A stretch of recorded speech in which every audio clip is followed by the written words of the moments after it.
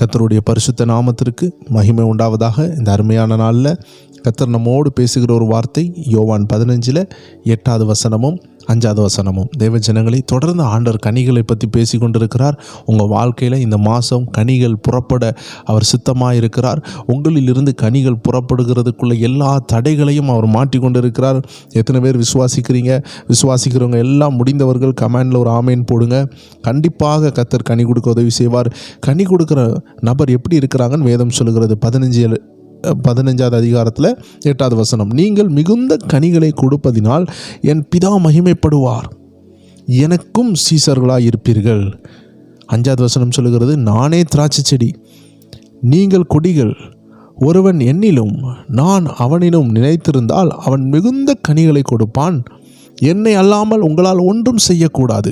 தெய்வ ஜனங்களை, நம்ம கிறிஸ்துவர்கள் ஆன பிறகு, இயேசு இரத்தத்தினால் கழுவப்பட்ட பிறகு நம்மளுடைய மிக பிரதானமான கடமை நம்ம கனி கொடுக்கணும். அன்பு, சந்தோஷம், சமாதானம் இதெல்லாம் நம்மள்ட்ட இருந்து புறப்படணும். ஆவின் கனிகளை தேவன் நம்ம மூலமாக கொடுக்க விரும்புகிறார். நம்ம பணம் கொடுக்குறோமோ இல்லையோ, கனி கொடுக்கணும். நம்ம பட்டத்தை வாங்கி பட்டத்தை நம்ம அநேகருக்கு முன்னாடி காட்டுறோமோ இல்லையோ, நம்ம கல்யாண கார்டில் பின்னாடி நமக்கு ஒரு பட்டம் வருதோ இல்லையோ, அன்பான நபர்னு ஒரு சாட்சி வேணும். நிறைய பேருக்கு மரித்த பிறகு பார்த்தீங்கன்னா கல்லறையில் என்ன இருக்கும், பிஎல் பிஏ அப்படின்னு சொல்லி டிகிரி இருக்கும். அங்கே அந்த டிகிரி இருக்கோ இல்லையோ, அந்த கல்லறையில் நம்ம அன்பாக வாழ்ந்தோன்னு 4 பேர் சாட்சி சொல்லணும். உங்கள் குடும்பத்தார் சாட்சி சொல்லணும், உங்கள் மருமக சாட்சி சொல்லணும்.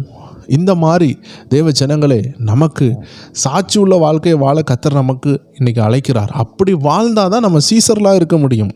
அப்போ ஒரு கேள்வி வரும், நம்ம எப்படி கனி கொடுக்க முடியும்? அதுக்கு தான் 5வது வசனத்தில் ஆண்டவர் சொல்லுகிறார், நானே திராட்சை செடி, நீங்கள் கொடிகள்.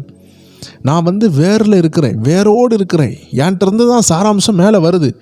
நீங்கள் கொடியாக இருந்தாலே போதும். ஒருவன் என்னிலும் நான் அவனிலும், இவ்வளோ தான் விஷயம். நம்ம ஆண்டருக்குள்ளே இருக்கணும், ஆண்டவர் நமக்குள்ளே இருக்கிறார். நிலைத்திருக்கணும். நம்ம ஒரு நாள் ஆண்டருக்குள்ளாடி, ஒரு நாள் பிசாசுக்குள்ளாடி, ஒரு நாள் ஆண்டர் சத்தம், இன்னொரு நாள் பிசாசு சத்தம், இப்படி நம்ம தாறுமாறாக நம்ம வாழ்க்கை போகும்பொழுது கனி கொடுக்க முடியாது. ஆனால் நிலைத்திருந்தா வசனம் சொல்லுது, மிகுந்த கனி கொடுப்பான். ஆண்டவர் அல்லாமல் ஒன்றுமே செய்ய முடியாது. நீங்கள் கனி கொடுக்கணும்னா வசனம் வாசித்தே ஆகணும், வசனத்தை புரிந்தே ஆகணும்.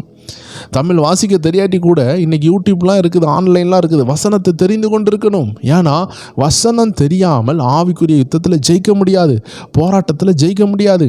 வடநாட்டிலிருந்து ஒரு ஊழியர் என்னோடு பேசி கொண்டிருந்தார். அவருக்கு ஃபோன் பண்ணணும்னு ஆவியானவர் என்கிட்ட பேசுகிறார். நான் அப்போ இரவு ஜெபம் பண்ணி கொண்டு இருக்கிறேன். ஆவியானவர் சொல்லுகிறார், நீ அந்த சகோதரனுக்கு ஃபோன் பண்ணுன்னு சொல்லுகிறார். அப்போ நான் ஃபோன் பண்ணும் பொழுது அவர் ஃபோனை அட்டன் பண்ணிட்டு ரொம்ப சந்தோஷமாக பேசுகிறார்.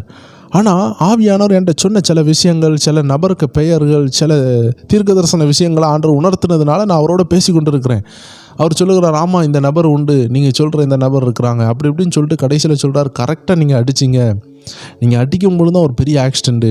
ஆனால் நான் அந்த செல்ஃபோனை அட்டன் பண்ண முடியல. ஆனால் அந்த இடத்துலேருந்து நான் தப்பிச்சு வந்துட்டேன்.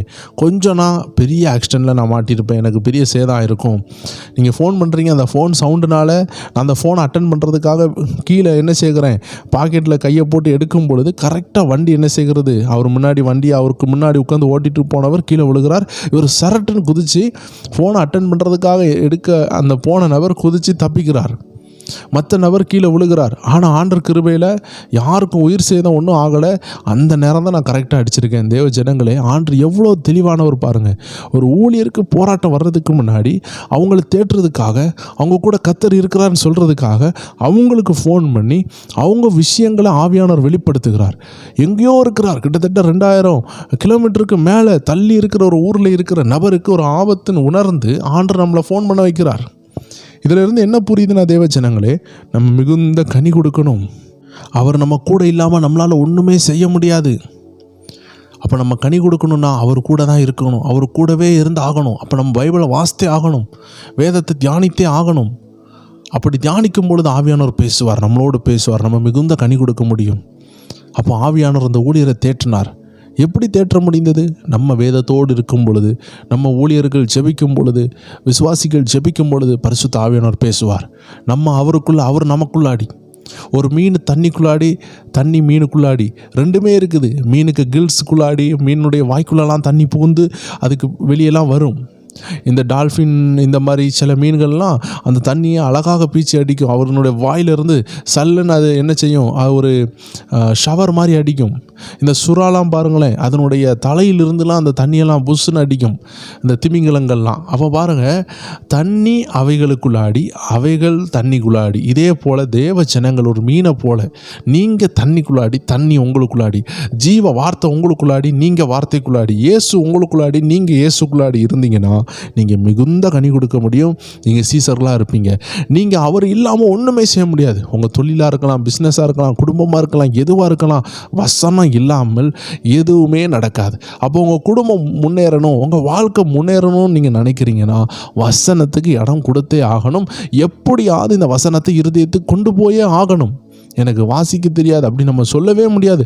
கேட்கையாவது ஆண்டவர் திறன் கொடுத்துருக்கிறார் அல்லவா, எப்படியாவது கேட்டு வசனங்களை இருதயத்துக்கு கொண்டு போகணும். எனக்கு நிறைய ஊழியர்களை தெரியும், அவங்க படிக்க தெரியாதவங்க செல்ஃபோனில் வசனத்தை கேட்டு ஒன்று ஒன்றா மனப்பாடம் பண்ணுறாங்க. கண்ணு தெரியாத ஊழியர்கள் இருக்கிறாங்க, அவங்க அப்படியே இந்த பிரெயின் லெட்டர் பைபிளை கையால் தடவி பைபிளை ஃபுல்லாக வாசிக்கிறாங்க. என் கூட ஒரு வயதான ஒரு ஊழியர் உண்டு, அவருக்கு வாசிக்கவே தெரியாது. ஆனால் ஒவ்வொரு வசனம் எங்கே இருக்குதுன்னு சொல்லி சொல்லி அவர் கேட்டு கேட்டு படித்து படிப்பறிவு இல்லாட்டியும் அந்த வசனத்தை ஒவ்வொரு வசனத்தையும் மனப்பாடம் பண்ணி வைத்திருக்கிறார். படிக்க தெரிஞ்ச நமக்கு கூட நிறைய வசனங்கள் எங்கே இருக்குதுன்னு யோசித்து கொண்டு இருக்கும் பொழுது படிக்க தெரியாதவங்க அந்த ஒரு ஃபெயிலியர்னால என்ன செய்கிறாங்க, அதிகமாக அதை ஆர்வம் கொண்டு படிக்க ஆரம்பிக்கிறாங்க. தேவச்சனங்களே, அதனால் எனக்கு தெரியாதுன்னு சொல்கிறத காட்டிலும் தெரிஞ்சுக்கொள்ள முயற்சி பண்ணுங்கள். வசனம் தான் நம்மளை காப்பாற்றும், அதுதான் கனி கொடுக்க உதவி செய்யும். இந்த வார்த்தையின் மூலமாக கர்த்தர் ஆசீர்வதிப்பாராக. எல்லாரும் இணைந்து ஜெபிக்கலாம். அன்பான ஆண்டவரே, இந்த அருமையான நேரத்தில் யாரெல்லாம் ஜெபித்து கொண்டு இருக்கிறாங்களோ ஒவ்வொரு பேரையும் ஆசீர்வதிங்க.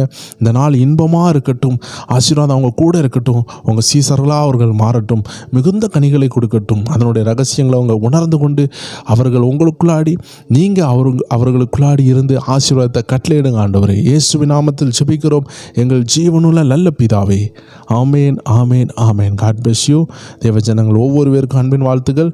இன்று இரவும் நம்ம காட்ஸ் பவர் டிவின்னு சொல்லக்கூடிய சேனலில் ஆண்டோடைய ஒரு நல்ல பதிவு, நல்ல சத்தியத்தை நம்ம பார்க்க போகிறோம். தேவஜனங்கள் 9 மணி அளவில் இணைந்து கொள்ளுங்கள். கர்த்தர் உங்களை ஆசீர்வதிப்பாராக.